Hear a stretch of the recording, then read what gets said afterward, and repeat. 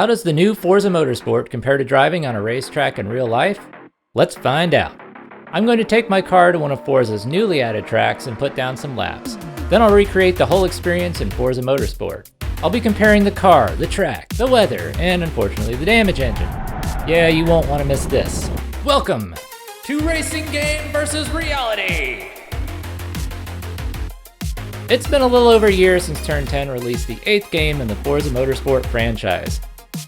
I wanted to do this video back in 2023, but the game was honestly a bit of a shit show.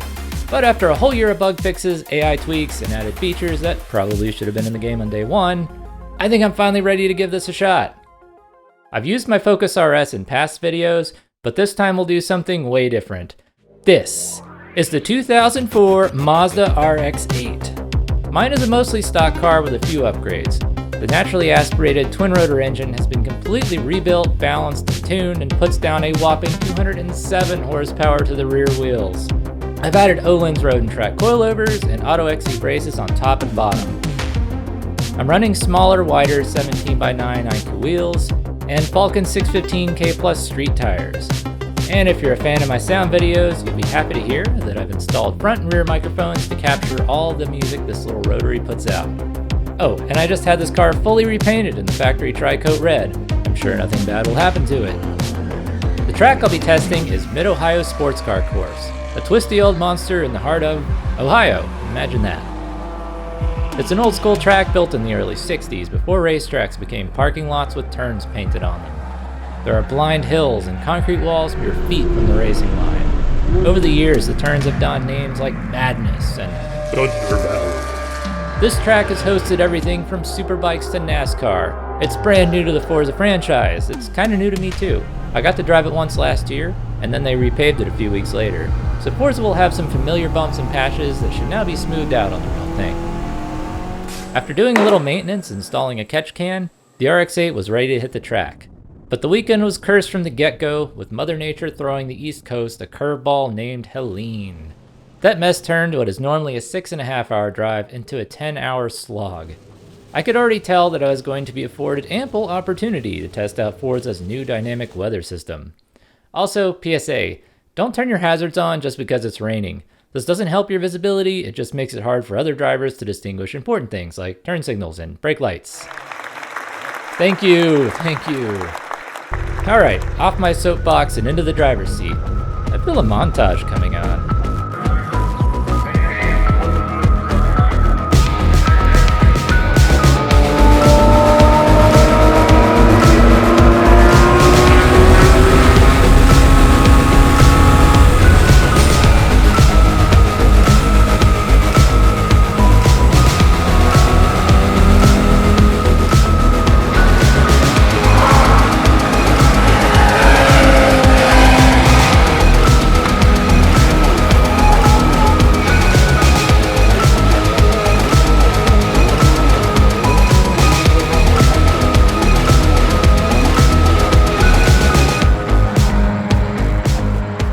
Saturday started off slow with some pretty slick conditions. My lap times were all over the place for most of the day as the rain came and went and conditions kept changing.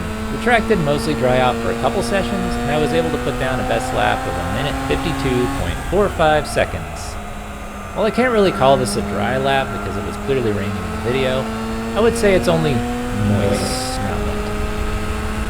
I did have to slow down for traffic at one point in this lap, but it was still the fastest of the day, so I'll take it. Sunday's weather was a little worse. Light rain lasted the entire day. It never rained hard enough to cause any ponding, but it was enough to keep the track slick and prevent the tires from building heat. This was my first time using the Falken 615s in the wet, and I wasn't that impressed. I felt like I was fighting for traction all day, but as I learned the limits and got the tire pressures dialed in, I started turning slow but consistent laps. I was finally winning that fight for traction. Then I lost.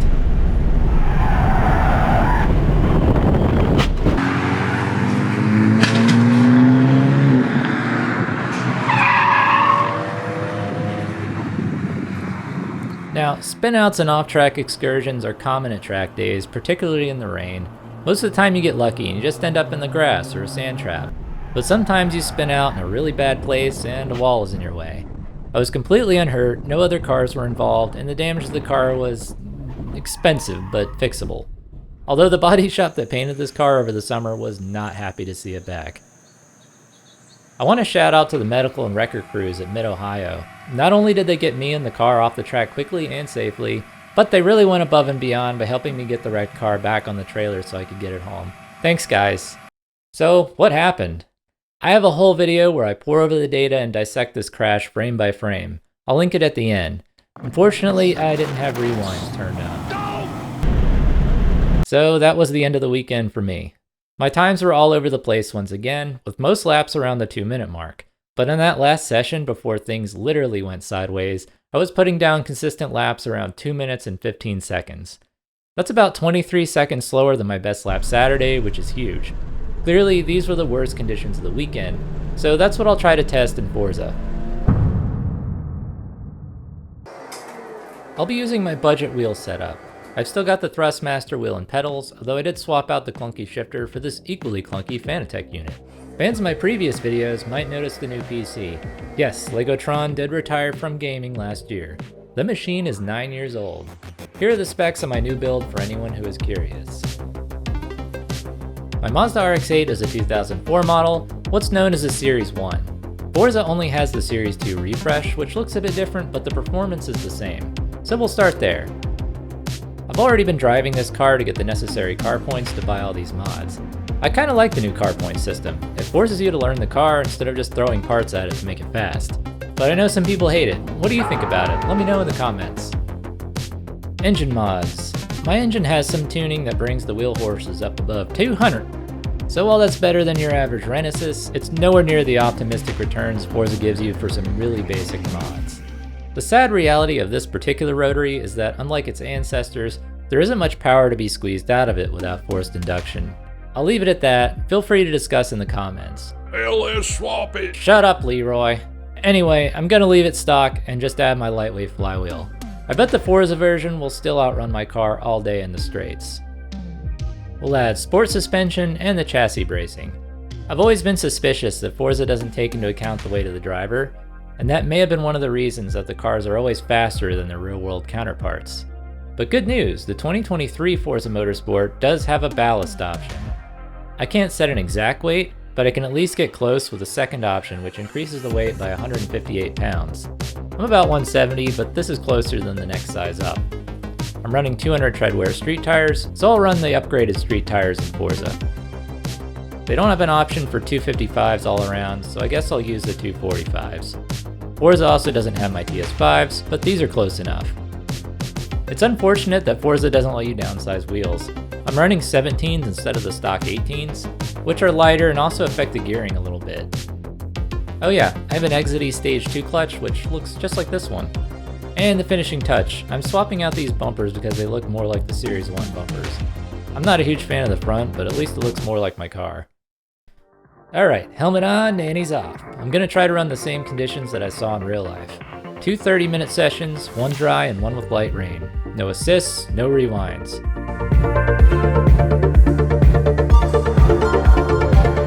Forza has 2 layouts for Mid-Ohio, but neither of them let you run the optional chicane after turn 1. But I have a fix for that.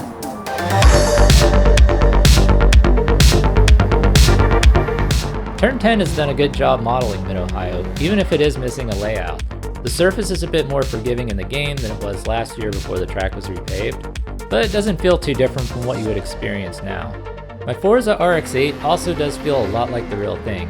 It's a bit louder, and I feel the rear steps out a little easier on the dry pavement. I was right to keep the motor stock and add the ballast. If we compare the speeds on the long straight, it looks like the cars are pretty even. Or they would be if the real life speeds weren't a lie. Remember what I said earlier about my smaller wheels having an effect on the gear ratio? This speed data is averaged from the wheel speed sensors, which are also affected by the smaller wheels. The actual speed is about 2% slower. Subtract a few miles per hour from the top speed, and the Forza version of my little RX-8 is still a little faster than the real deal, even with the ballast. The slight change in gearing is also a surprisingly big factor on this track. Down the front straight, at least on the dry pavement, the RX-8 will hit the rev limit before turn 1. Yes, this car does have a rev limit. So I shift early into 4th and try to squeeze a little more speed out while the Forza RX-8 can keep on revving. I also early shipped to 4th here in Thunder Valley because winding this out to 9,500 RPM every lap will push my engine temps through the roof. This is one of those real-world things that drivers have to manage that's conveniently absent in Forza Motorsport and most racing games. So how did the dry lap compare? My best time in Forza during my 30-minute session was a 1 minute 48.984. That's about 3.5 seconds faster than my best lap in the real RX-8. Taking into account the traffic and moistness, that's pretty close. I think with more practice and ideal conditions, I could hit that time in real life, if I hadn't crashed the car.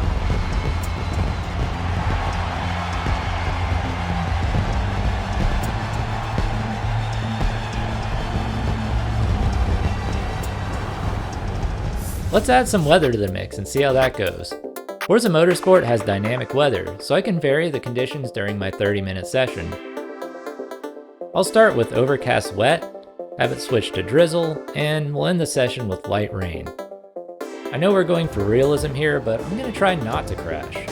Even though the track is wet, it's business as usual. I don't have to be very careful. I would not go all up on the paint like this on a wet track, just saying. Who keeps putting these cones back? Drizzle gets a little more slick, but I'm still clobbering the curves and driving this thing like a rented golf cart. Only under light rain do I feel like I need to slow the pace a bit. It's still not a challenge at all to stay in control with the low power car. Sorry I can't show you the actual lap times here. Forza doesn't let you see them in a time race, not even in the replay. That's a bit frustrating. Ah, sweet victory! What happened to my paint? Is it raining acetone? My best lap in the wet was a soggy 151.079. That's only a couple seconds slower than the dry lap and still faster than my best lap in real life.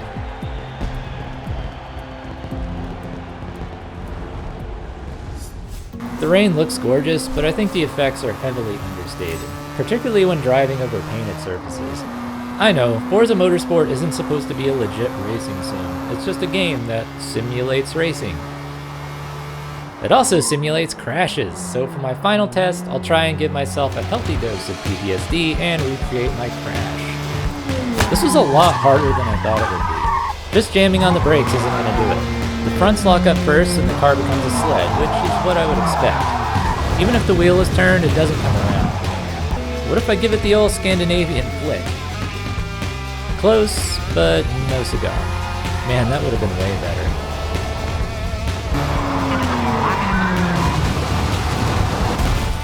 Holy shit!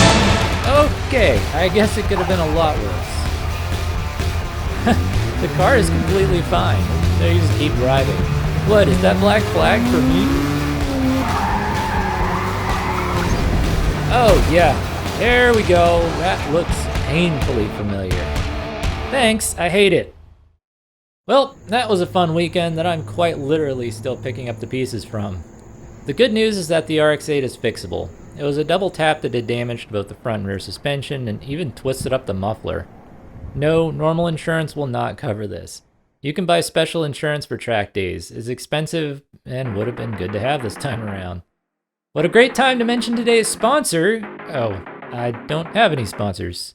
I am totally on the hook for this one. If you want to know more about the crash itself and the damage, check out this video where I go balls deep into that.